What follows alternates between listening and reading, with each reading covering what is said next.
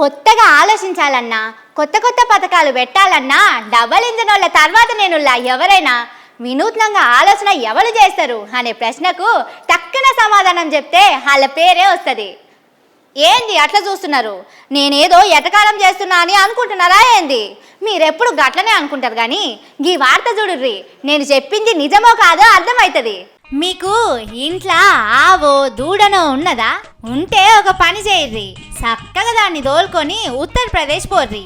ఆడనే ఓ ఇంట్లో సంసారం పెట్టుర్రి. అగో ఉన్నూరు ఇడిచిపెట్టి ఉత్తరప్రదేశ్ పోవుడేంది?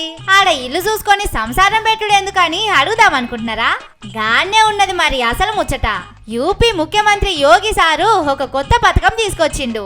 అగర్ కోయి కిసాన్ अपने घर में 4 गोवंश को रखेगा उन निराश्रित गौ आश्रय स्थल का, तो हर गाय का हर महीने 900 रुपये सरकार उसको उपलब्ध कराएगी. यानी 4 गाय का 3600 रुपये हर महीने उस किसान को केवल सरकार की तरफ से मिली गौ सेवा का पुण्य भी मिलेगा और साथ साथ 3600 रुपये हर महीने उस परिवार को प्राप्त होंगे. दूध उसका होगा, सब कुछ उसका होगा. ఇన్నరా? ఎవ్వలైనా సరే నెలకు ఒక్క ఆవుకు 900 రూపాయలు ఇస్తాడట. అంటే 4 ఆవుల పేరు మీద నెలకు 3600 ఇస్తారన్నట్టు. గడ్డికి గాసానికి మంచిగానే ఉన్నది ఈ పథకం. ఓ 10 గల్ల ఆవులుంటే నెలకు 10,000 ఎటు పోవన్నట్టు. పశువులను కాపాడుకోనీకే, పశు సంపదను పెంచుకోనీకే ఈ ఆలోచన మంచిగానే ఉన్నది. అయితవాయే గాని ఓ సారు, ఆవులు పెంచుకుంటేనే పైసలు ఇస్తావా లేక గొర్రెలు బర్రెలు మేకలు ఇసొంటి ఏ పెంచుకున్నా పైసలు ఇస్తావా?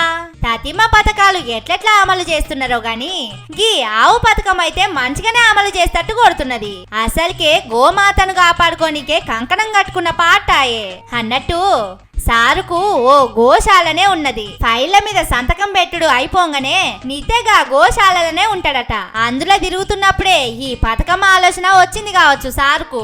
ముందుగాల చెప్పుకున్నట్టు కొత్త కొత్త పథకాలు తెచ్చుట్లా పువ్వు పాటోళ్ళ తర్వాత నేనులా ఎవ్వలైనా ఓ యోగి సారు కుక్క పిల్లలను పిల్లి పిల్లలను పెంచుకుంటే పైసలు ఇచ్చే పథకం ఏదన్నా ఉంటే చెప్పుర్రి. హైదరాబాద్ లా మస్తు మంది పెంచుకుంటున్నారు.